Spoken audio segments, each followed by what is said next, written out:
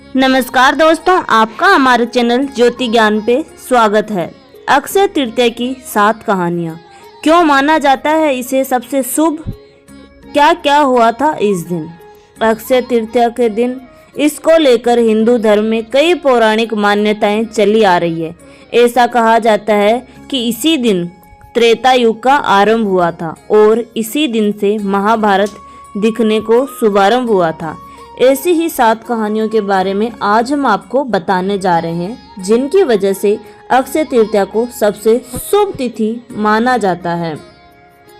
अक्षय तृतीया के दिन सबसे पहले भगवान परशुराम का अवतार।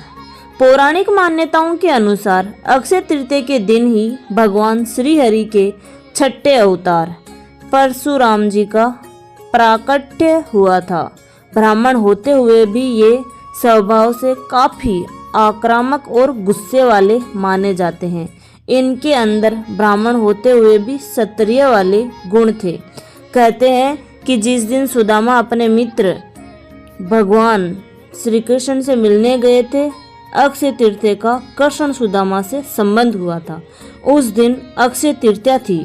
सुदामा के पास कृष्ण को भेंट करने के लिए चावल के मात्र कुछ मुट्ठी भर दाने ही थे, जिन्हें श्री कृष्ण ने चरणों में अर्पित कर दिया। उनके इस भाव के कारण कान्हा ने उनकी झोंपड़ी को महल में बदल दिया। इस तरह सुदामा जी को भी इस दिन अक्षय निधि की प्राप्ति हुई थी।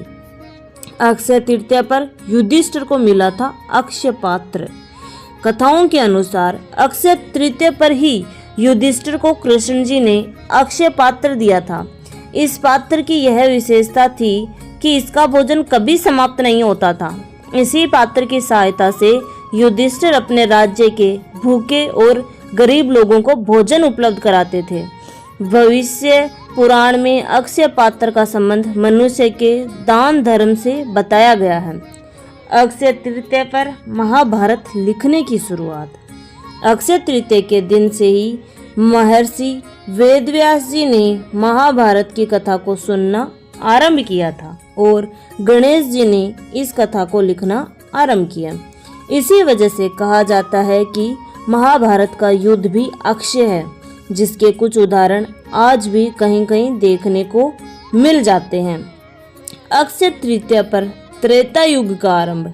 भविष्य पुराण में यह भी बताया गया है कि अक्षय तृतीया को युगादि तिथि कहा जाता है। दरअसल इसी दिन से त्रेता युग का आरंभ माना जाता है।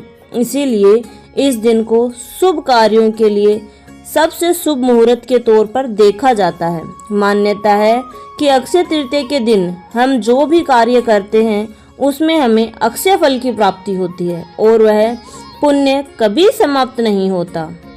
अक्षय तृतीया पर कृष्ण ने की थी द्रौपदी की रक्षा। महाभारत में द्रौपदी के चीरहरण की घटना सर्वाधिक चर्चित मानी जाती है। पौराणिक मान्यताओं के अनुसार उस दिन भी अक्षय तृतीया ही थी जब पांडवों ने कौरवों के साथ जुए में खेल के द्रौपदी को ही दांव पर लगा दिया था। दुशासन ने द्रौपदी का चीरहरण किया था। अक्षय तृतीया के दिन ही द्रौपदी की लाज बचाने के लिए श्री कृष्ण ने द्रौपदी को अक्षय चीर प्रदान किया था। अक्षय तृतीया पर गंगा का अवतरण।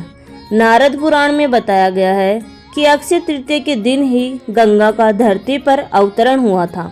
तेज बहाव के साथ स्वर्ग से निकली गंगा नदी को शिवजी ले अपने जटाओं में धारण कर लिया था और फिर भागीरथ के प्रयासों से देवी गंगा धरती पर अवतरित हुई थी। ये थी अक्षय तृतीया की 7 महान कथाएं। धन्यवाद दोस्तों, आशा करती हूँ आपको ये जानकारी पसंद आई होगी। ऐसी ही जानकारी प्राप्त करने के लिए हमारे चैनल को लाइक, शेयर एंड सब्सक्राइब करें। धन्यवाद।